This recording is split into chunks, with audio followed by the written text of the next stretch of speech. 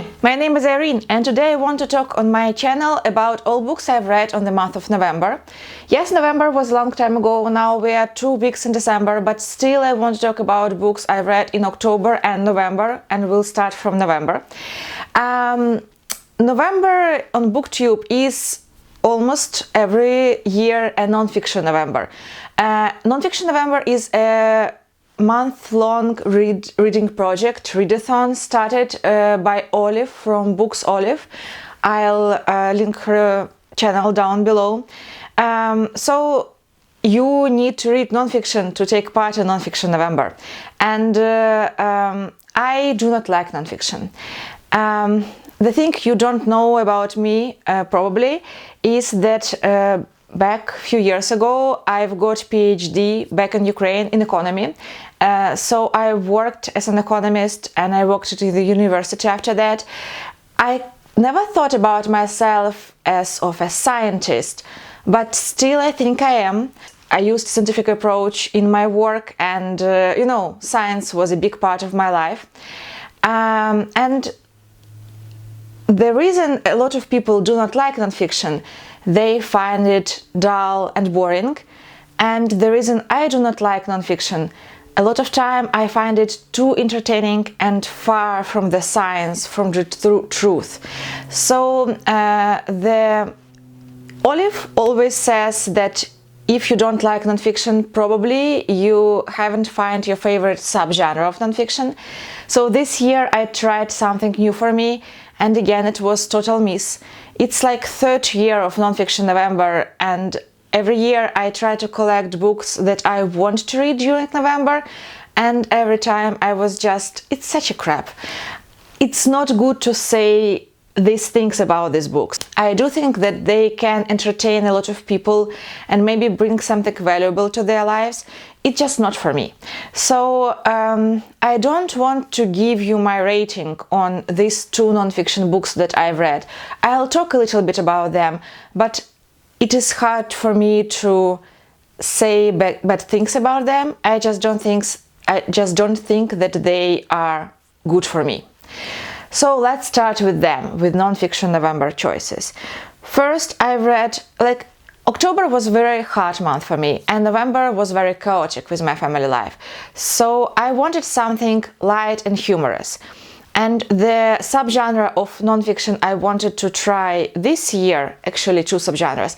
I wanted to read more memoirs, because I find them the most interesting subgenre of nonfiction for me, as of it now. And I wanted to try true crime, because I know there are a lot of true crime books right now and podcasts. I never paid attention on them, I am not that interested in them, but there are some true crime books that I want to read just to know the subject, so I tried this. The first book, a memoir, that I read was Hyperbole and the Half, Unfortunate Situations, Flawed Coping Mechanisms, Mayhem and Other Things That Happened by Ellie Brosh. And I told few things about this book on the video, but now I am re-recording it, and the main reason that I am re-recording this video is that I said things about this book that I don't think I was right to say. Olive actually did her video about her favorite books few days ago, or comfort books, I don't remember, and one of them was this book, and she said that this was the most funny book she read. And this was the reason I picked this book, because I thought it will be very funny and it will cheer me up. It didn't. I will not give you a rating for this book. For me, this book was not funny, but actually very sad. I haven't laughed even one time, but I almost cried a few times, because I was so sorry about the author and her life. And when she's trying to tell some funny things about her life, sometimes something terrible happened with you, and it was frightful, or it was just very sad, but then it turned out to be okay. and you turn it to be a joke that you tell on your, with your friends, or even to people you don't know. I too have some of these jokes, anecdotes about my life, which were very sad on the moment. And if I think about them a little bit longer and a little bit deeper, I will feel sorry for myself for being in these situations. But they ended up being a joke. Part of it is a coping mechanism. I do want to tell people that I do not care about the situations. That's why I laugh about them. That's how this book turned for me. The author tells about her life and a lot of situations that were funny, about her childhood, about her modern day life, her dogs, her family, her boyfriend, her depression. This is a book about depression and how a person who is writing this book tried to make it funny and laughable. But it's not for me. I also had some depression, postpartum depression, after my second kid was born, and it was not an easy time. And I understand the author being hurt by all this, and I understand her desire to make it a joke, but it's still not a joke. It's still a depression. It's hard times, and her dogs are very hard topic to deal with, because yes, they are funny, but also they bring such a chaos to her life that I just don't know. I was so sorry for the author, I almost cried, and it was not funny. Actually, it didn't bring anything to me except of very sad feelings for the author.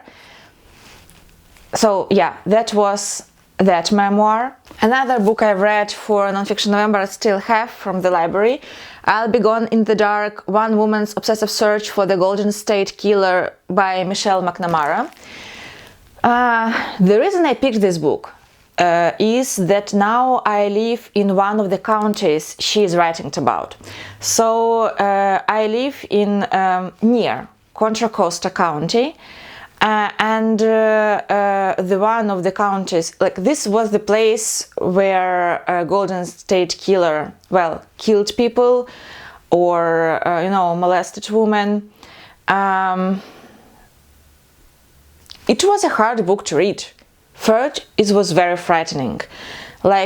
Almost half of the book, maybe even 2/3 of this book, is about personal stories of the victims of Golden State Killer, or he was a serial rapist for many years, and it's just hard to read. I'm really glad that he is caught now and he's in prison, because if not, because this book was published while he was still on the freedom, I don't think I could cope with this. It was too scary for me. And also, this book is what it said. It's definitely an obsessive search by this woman. She put so many heart and thoughts and life into this amateur search that it doesn't look healthy in any measure. And again, I'm feeling sorry for the author and for the victims. I'm scared by being at my home, and I don't think I have any pleasure in reading this book. It was a hard book to read. So again, no rating, and I don't think I'm very interested in true crime. I'm glad that he was caught, and yeah, I do think the police maybe need to do better than this, because this woman did a lot of work for the police, and it's not right. So yeah, that was my thought. On the more cheerful note, one of the best books I've read this month was Neverwhere by Neil Gaiman. Well, first of all, Neil Gaiman, I do think that he is one of my favorite authors. Every book by him I've read, I gave at least 4 stars.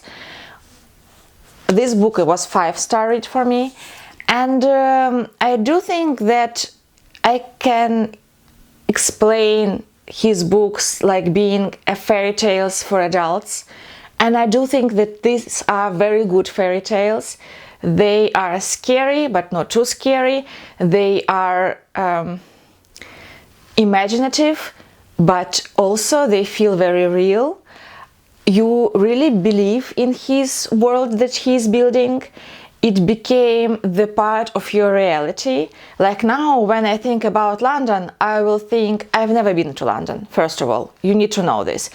But for me, London, it's not only Victorian London, or, you know, London from my English school notebooks. It also a London of, I don't know, let's say Peter Pan, Mary Poppins, you know, childhood memories from the books I've read. But also now this is the part of my personal London, because it's so real, it feels so real. In this book, our main protagonist finds himself helping one young girl on the street, and from this his life changed because our reality will erase him from our world. Like, his girlfriend will not remember him. He was not fired from the work, but they never thought he was there on his work. People came to his home because someone rented his home for them and all this stuff. So, like, he doesn't exist. And so he wanted to return to this strange underworld, like London, different London, London below, and find this girl called Doris, whom he helped, maybe to change all this. And from this his quest began. And this is a wonderful book, very interesting, very imaginative, a little bit again scary, just right for the Halloween for me. Also, I highly recommend this edition because it is illustrated edition and it is beautiful. Like, I just like this kind of illustrations. There are a lot of them. And also, I've not only read this book as a book, you know, in physical form. I've listened to this audiobook, reading, like narrated, by Neil Gaiman himself. And I do think this is my second audiobook narrated by him that I am listening to, and I do think that he is like the best narrator that I've heard. Also, he's just good narrator, so he read this book very good, but also this is very fun to listen to him reading this book, because you can feel his attitude to some characters and to some situations as an author. Like, there are two main villains in this book, named Mr. Krupp and Mr. Vandemar. And they are very scary. Like, they are scary, straight scary villains. And I don't think I would like reading about them if not listening to Neil Gaiman reading this, because every time he begins to read about them, you can feel that he is trying to hide a smile on his face because he's so proud of these two characters. I mean, he read about them with such pleasure, with such joy, that you can feel it. And I was waiting for them to appear in the book. They are very scary and they are not my favorite characters, but the Neil Gaiman reading about them is my favorite thing in this book. I don't know how to explain it. It's just really good. It's just really good narration and very good book. So highly, highly recommend. Yeah, one of my favorite authors for sure. This would be a controversial opinion. I've read A Tree Grows in Brooklyn by Betty Smith for one of my like real life book clubs. I gave it 4 stars, but I think it's closer to 3 stars. And it was a disappointment because I thought I would really like this book. Like, I believed it to be like 5-star reading experience that is awaiting for me, something like Little Woman, but it's not. It's a very different book. First, what I want to say what I liked about this book. I really liked the historical aspect of it. So reading about everyday life in Brooklyn in the beginning of the 20th century, I think it's from 1915, 1912, something like that, was very interesting. Like the details of the everyday life, the toys, the apartment, the clothes, all these things. It was very good, very interesting, and yeah, I liked it very much. I did not like almost any characters in this book. They're supposed to be likable, but I do think that they missed something very valuable for me. And I tried to explain it in the book club, and I think I failed. I don't know, I can't figure out what are missing. Something like a moral core. Like they don't want to be better. They don't want to try better in their life.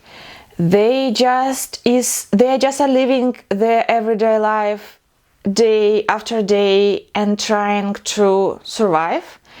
They do not have friends. They all are very angry people. Not to their family. Like their family is their inner circle, is their close circle. Their family are their friends. But there are no other friends. There are no other good people around. And I don't think that it can be. I do think that it's an attitude. And I can relate to this attitude. But I do not like reading about it. I don't know. Like, I can believe these people exist. They are very real and they are very like everyday life people, that you can see in your neighbors or on the streets. But I don't think that reading about them were a valuable experience for me, because there is something missing in them, something very important. The main protagonist, like, she was born and lived in the very poor family in New York in the beginning of the century. Eventually, she became the most educated of them, and she moved, she went to college at the end of this book, which was a great achievement for a woman at this period from this class. So she did a great job and she lived a very good life, I think. But I don't know. I can't figure it out. But I would like more to find myself in Fanny Flagg, like novels, than in here. Because being with these people is very sad life, I think. I don't know. Still, it was interesting. Again, I felt very sorry for all of them, but it was interesting read.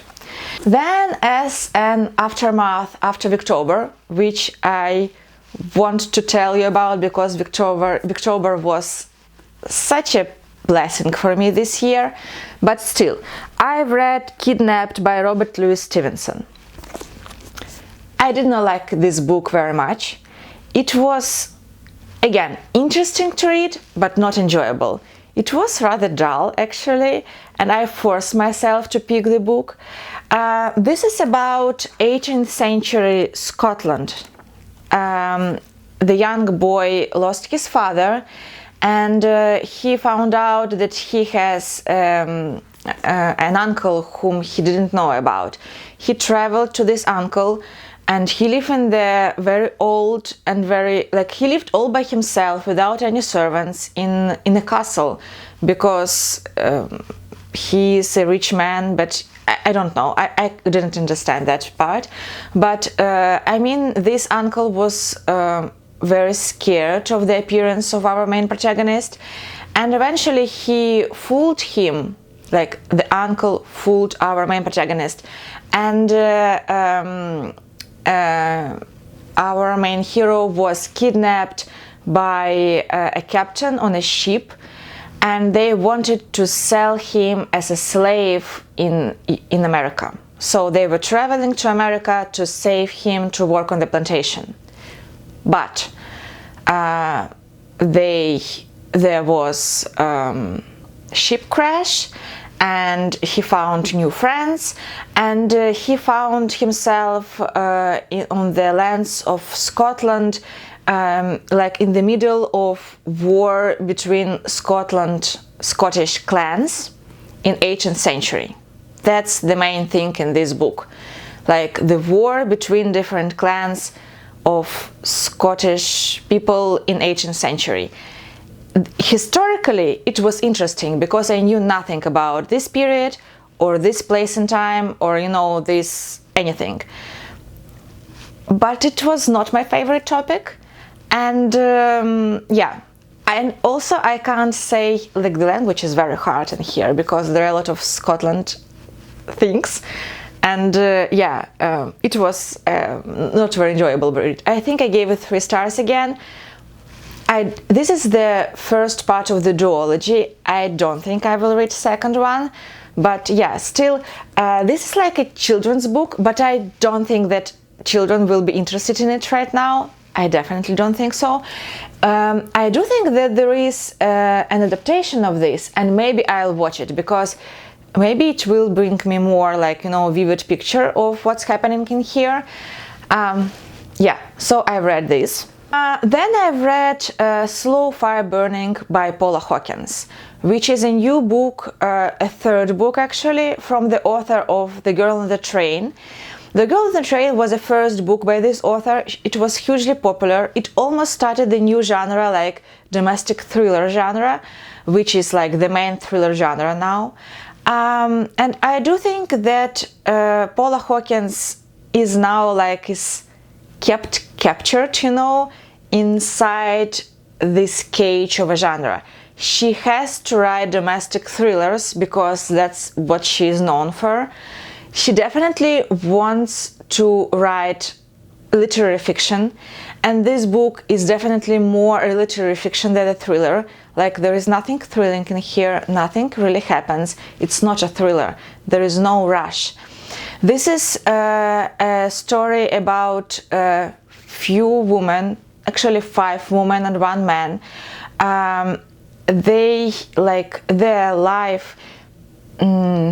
Their lives are interconnected by of this one person who was killed on a boat. So at the beginning of the book, the young man was killed on the boathouse, and there are few women around him, like his late mother, who died a few years ago, his aunt, his neighbor, like a woman of the neighbor boat, a woman she had sexual relationships with, and so on. And all these women have some secrets in their past. They all have very troubled past, almost all of them.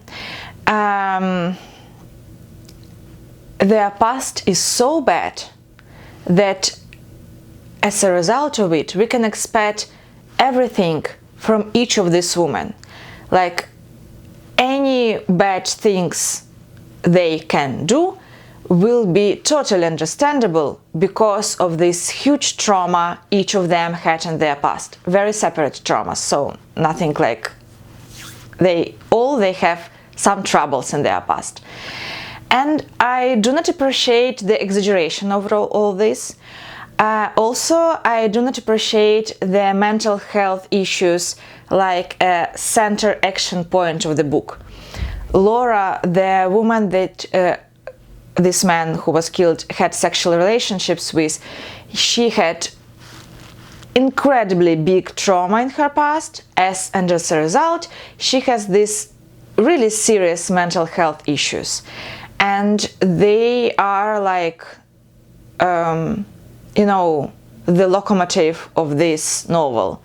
and I don't think this is the right thing to do, but who I am to say Paula Hawkins what to do and not to do.